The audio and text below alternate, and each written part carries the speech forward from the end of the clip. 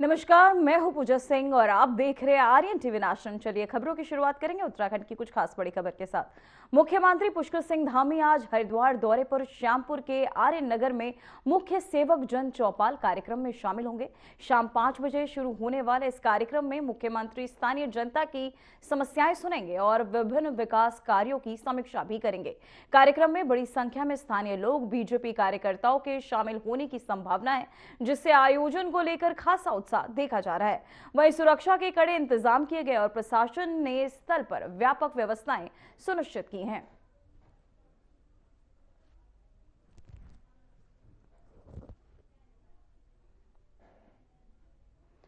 तो वहीं मुख्यमंत्री पुष्कर सिंह धामी ने खटीमा स्थित सिविल कोर्ट परिसर में अधिवक्ताओं के लिए निर्मित नए चैम्बर का उद्घाटन किया। वहीं इस सुविधा के जरिए अधिवक्ताओं को कार्य के लिए समर्पित आधुनिक और सुव्यवस्थित स्थान उपलब्ध होगा।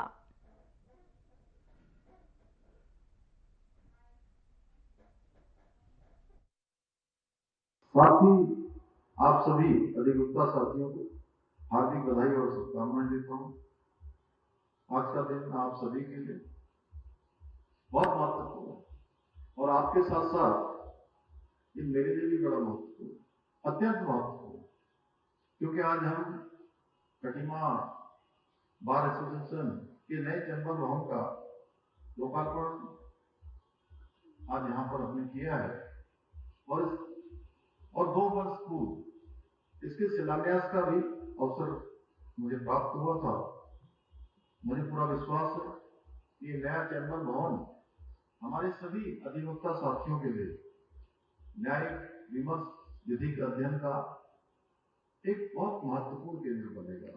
अच्छा कार्यालय होगा, अच्छी व्यवस्थाएं होंगी, बल्कि खटीमा के हमारे और आसपास के नागरिकों के लिए भी एक अच्छी सुविधा, प्रभावी समयबद्ध न्याय प्रदान करने में जो हमारा संकल्प है, उस संकल्प को और अधिक प्रभावी बनाएगा और अधिक मजबूती प्रदान करेगा। ये काम मेरे दिल के इसलिए भी बहुत करीब है क्योंकि मैंने भी वकालत पढ़ी है तो मैं भी एक लॉयर हूं वैसे, हालांकि अब आप सबकी तरह क्योंकि इस काम में हूं।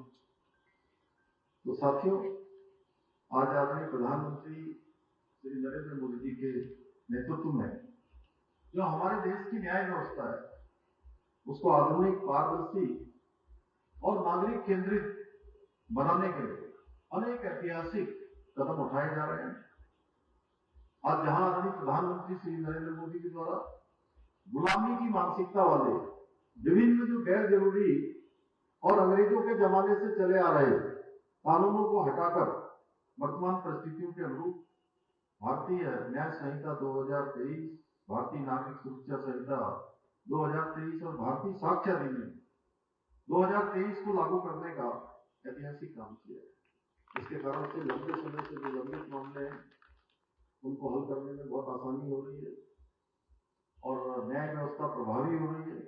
वहीं e courts project, national judicial data grid, fast track special courts, महिला एवं बाल अपराधों के लिए त्वरित न्यायतंत्र, मेडिसिन बिल, टेलीकॉन्फ्रेंसिंग के माध्यम से सुनवाई और डिजिटल केस मैनेजमेंट सिस्टम जैसी पहलों के द्वारा न्याय व्यवस्था को और अधिक तेज और सुगम बनाने की दिशा में क्रांतिकारी परिवर्तन किए गए हैं।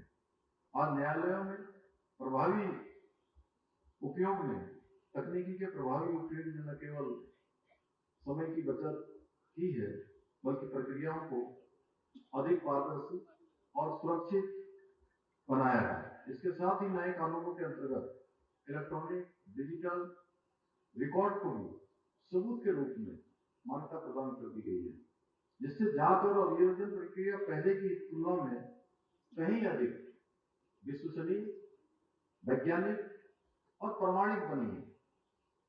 आज आदरणीय प्रधानमंत्री नरेंद्र मोदी जी के प्रधानमंत्री बनने के पश्चात देश भर में जिला न्यायालयों के लिए लगभग 7.7 हजार से भी अधिक कोर्ट का 11,000 आवासीय इकाइयों का निर्माण किया गया है, जो अपने आप में एक बहुत बड़ा रिकॉर्ड है।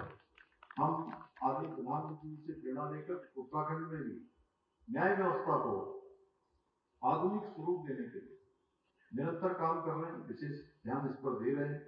एक और जहां हम नए न्यायालय भवनों का निर्माण और मौजूदा संरचनाओं को सुदृढ़ीकरण कर रहे हैं, वही राज्य में डिजिटल कोर्ट्स, ई फाइलिंग और वर्चुअल हियरिंग की प्रणालियों को और बेहतर बनाने का हम प्रयास कर रहे हैं।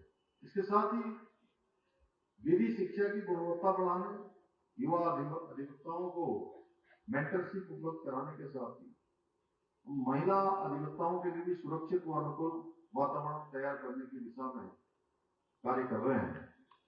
साथियों, मुझे आप सभी अधिवक्ता गणों को बताते हुए अत्यंत हर्ष हो रहा है कि हमारी सरकार द्वारा लागू किए गए विभिन्न कड़े कानूनों की प्रशंसा आज समूचे देश में हो रही है, पूरे देश के अंदर हो रही है।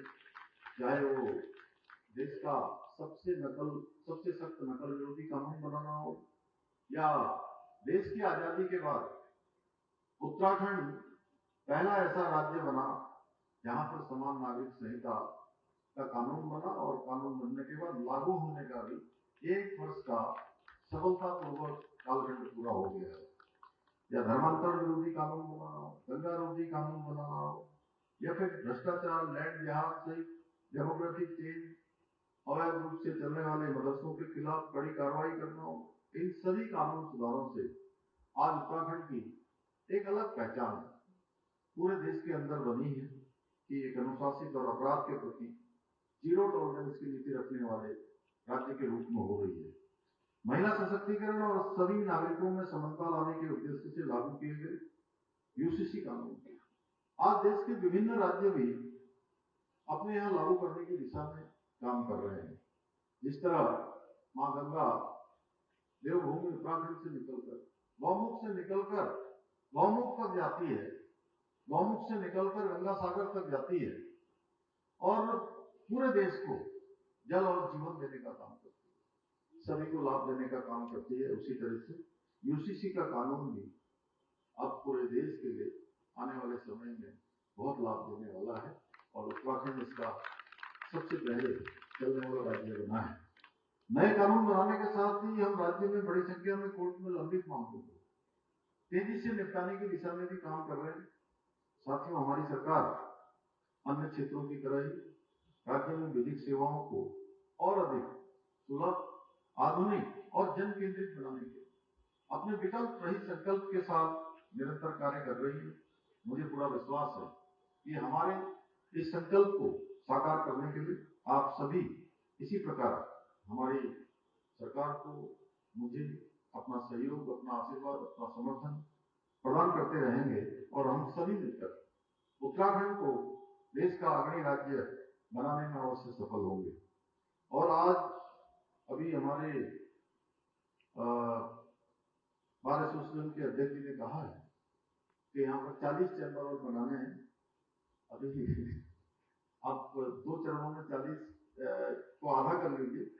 आधे के लिए जो आपने जो धनराशि कहा है, जितनी आपने कही है उसकी आधी धनराशि की घोषणा करता हूँ, लेकिन उसके बाद भी अगर उसको पूरे प्लान तरीके से आप बनाएंगे तो पूरी धनराशि उसको क्रम से दी जाएगी और एक सीरियल बना के मैं चाहता हूँ कि हमारा ये सीमांत क्षेत्र हर दृष्टि में आदर्श बनेगा, विकास की दृष्टि से बने।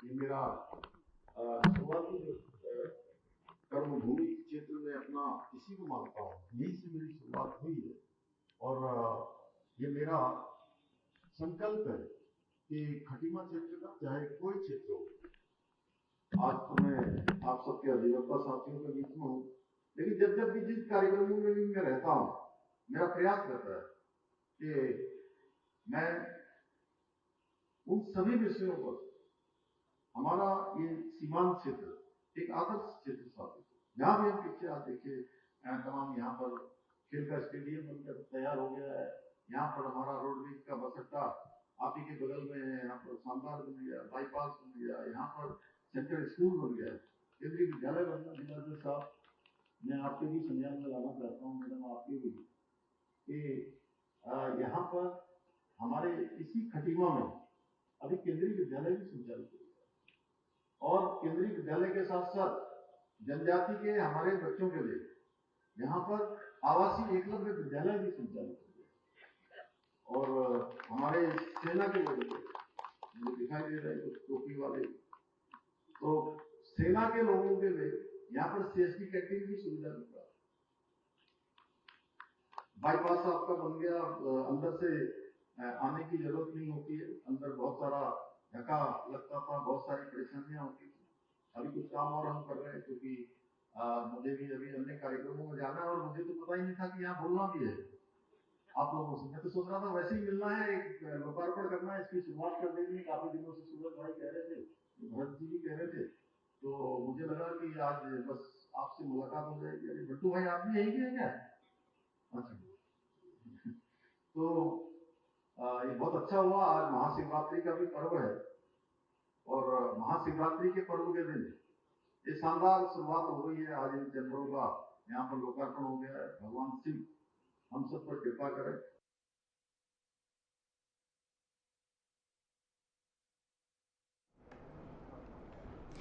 तो वहीं देहरादून से खबर सामने आ रही है। देहरादून में चारधाम यात्रा बैठक गढ़वाल आयुक्त विनय पांडे की अध्यक्षता में बैठक ऋषिकेश में आयोजित होगी। अहम बैठक, टूर ऑपरेटर और स्टेक होल्डर्स शामिल होंगे। वहीं यात्रा को लेकर होगी कई अहम चर्चाएं। तो वहीं आपको बताते चले, इस दौरान यात्रा को लेकर कई अहम चर्चाएं भी प्रस्तावित। टूर ऑपरेटर और स्टेक होल्डर्स को लेकर यह अहम बैठक देहरादून में चारधाम यात्रा को लेकर यह अहम बैठक आयोजित कई। गढ़वाल आयुक्त विनय पांडे की अध्यक्षता में यह बैठक होनी है, जहां ऋषिकेश में आयोजित होगी बैठक। टूर ऑपरेटर और स्टेक होल्डर्स भी इस बैठक में शामिल होंगे। साथ ही यात्रा को लेकर इस बैठक में अहम चर्चाएं की जाएगी।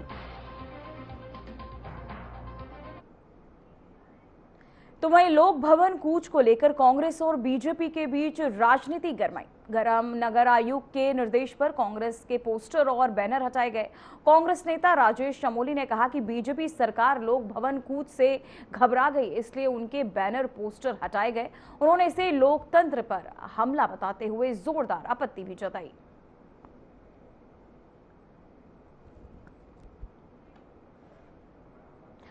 तो वही बड़ी खबर सामने आ रही है, जहां शिक्षकों को एआई के दक्ष बनाने की बड़ी पहल सरकार विकसित करेगी। सीपीडी कार्यक्रम शिक्षकों के उन्नत डिजिटल तकनीक पर फोकस। तो वहीं कक्षा सेक्शन को एआई से जोड़ा जाएगा। छात्रों के सीखने के परिणाम सुधारने का लक्ष्य। वहीं राष्ट्रीय मॉडल पर आधारित होगा पूरा कार्यक्रम।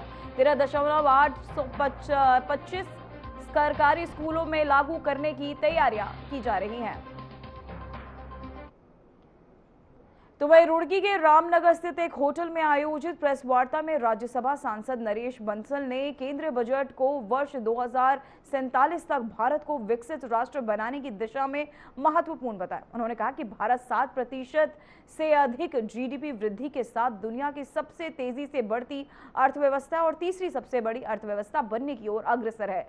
वहीं उत्तराखंड में 2 लाख करोड़ रुपए के विकास कार्य चल रहे और बजट में 40 करोड़ रुपए की विशेष सहायता का प्रावधान भी किया गया। देहरादून, हरिद्वार और हल्द्वानी को टियर शहरों के रूप में विकसित किया जाएगा। 3 नए आयुर्वेदिक मेडिकल एम्स खोले जाएंगे और पर्यटन को बढ़ावा देने के लिए ट्रैकिंग रूट और 10,000 गाइडों को प्रशिक्षण भी दिया जाएगा।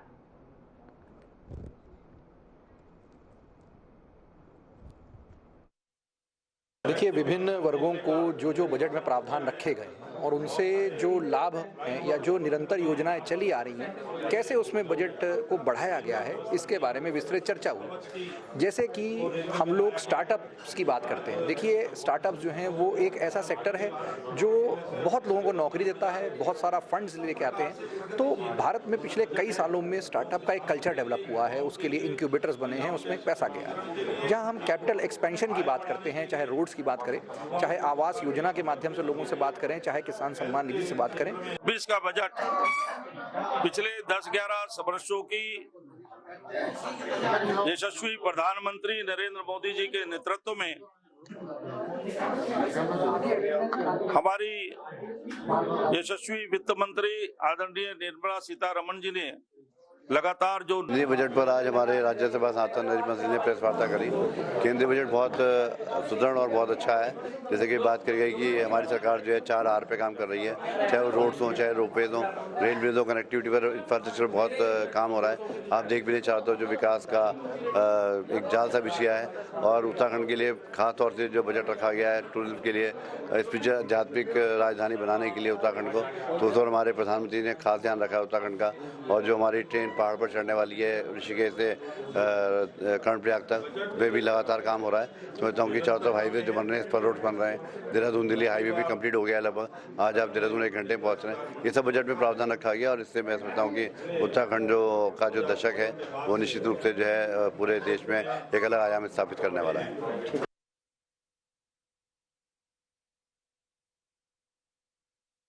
तो वहीं देहरादून के नए कप्तान के कार्यभार संभालते ही पुलिस विभाग में सक्रियता बढ़ गई है। वरिष्ठ पुलिस अधीक्षक प्रवीण सिंह डोभाल ने सख्त निर्देश जारी करते हुए कहा कि सुरक्षा व्यवस्था में किसी भी तरह की लापरवाही बर्दाश्त नहीं की जाएगी। वहीं घंटाघर सहित शहर के प्रमुख इलाकों में दून पुलिस सघन वाहन चेकिंग करती नजर आई।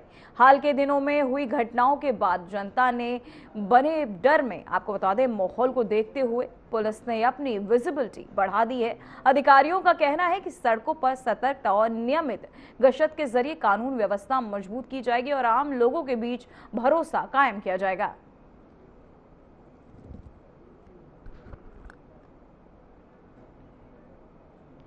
तो वहीं अवैध शराब तस्करी के मामले में पुलिस ने एक अभियुक्त को गिरफ्तार किया है। आरोपी सोनी पुत्र कृष्णपाल ग्राम नरेंद्रनगर थाना नरसेना जनपद बुलंदशहर को आईटी पार्क शस्त्रधारा रोड के पास 135 ट्रेटा पेक देशी शराब के साथ पकड़ा गया।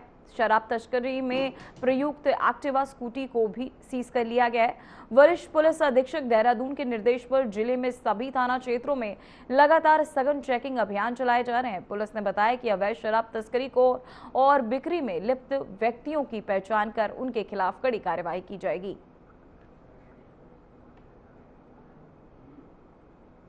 तो वहीं डोईवाला क्षेत्र में हुई वाहन चोरी की घटना का दून पुलिस ने किया अनावरण। घटना को आमजन का साथी अंजाम देने वाले अभियुक्त को भी माघे राम को लक्ष्मण सिद्ध मंदिर हर्रावाला से गिरफ्तार किया गया। अभियुक्त के कब्जे से चोरी की बुलेट और थंडरबर्ड बरामद की गई है।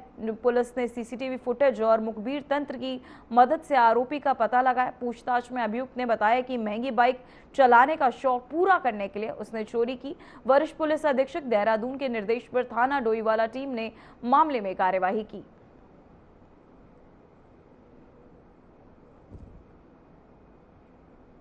इस वक्त हो चुका है एक छोटे से ब्रेक का। देखते रहिए आरएन टीवी नेशनल।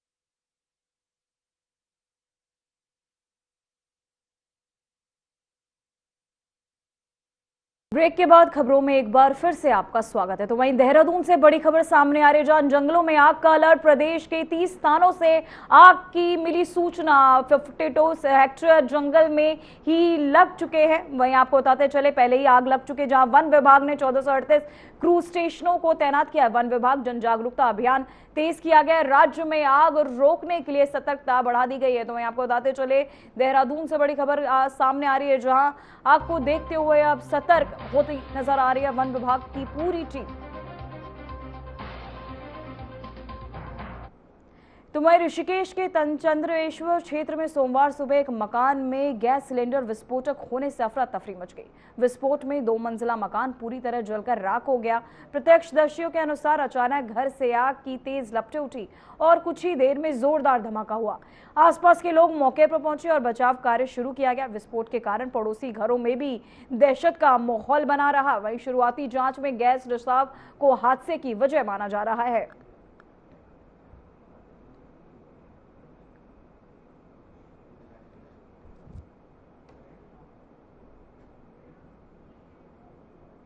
तो वहीं उत्तराखंड के कुमाऊं क्षेत्र बैजनाथ धाम में महाशिवरात्रि का पर्व इस वर्ष अत्यंत श्रद्धा और भव्यता के साथ मनाया गया।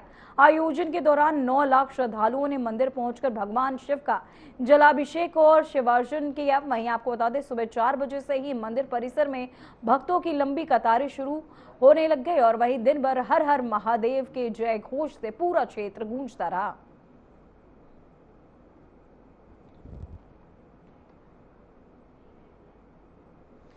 तो वहीं माल रोड मसूरी अब गोल्फ कार संचालित होगी। जिला प्रशासन ने 9 महीने की तैयारी के बाद रिक्शा चालकों की जीविका के साथ साथ पर्यटन में आधुनिकता लाने का बड़ा कदम उठाया। मुख्यमंत्री ने मार्गदर्शन में शुरू किए जा रहे इस योजना में हर 2 रिक्शा चालकों के 1 गोल्फ कार्ट उपलब्ध कराई जाएगी। वर्ष 2024 में 4 गोल्फ कार्ट से शुरुआत हुई थी।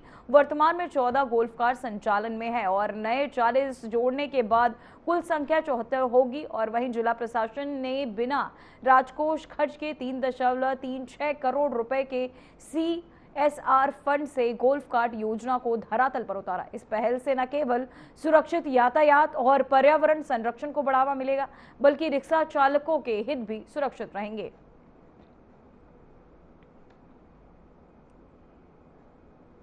तो वहीं केदारनाथ धाम के कपाट खुलने को लेकर बड़ी जानकारी सामने है। केदारनाथ धाम के रावल भीमाशंकर लिंग ने कपाट खोलने की तिथि की घोषणा करते हुए बताया कि निर्धारित शुभ मुहूर्त में परंपरागत विधि विधान के साथ मंदिर के कपाट श्रद्धालुओं के दर्शनार्थ खोले जाएंगे।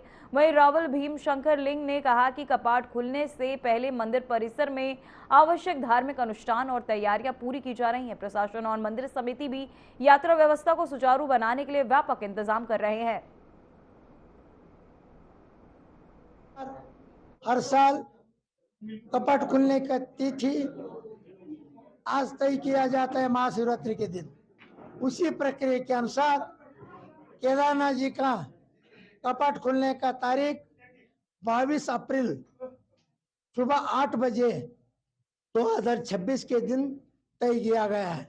यहाँ 18 तारीख को भैरव पूजा होगी, 19 तारीख को प्रस्ताव होगी, 20 तारीख को फाटा, 21 तारीख को 20 तारीख को 21 तारीख को वहां पर और 22 तारीख को खुल जाएगा। इस प्रकार का परिपूर्ण प्रक्रिया हो गई।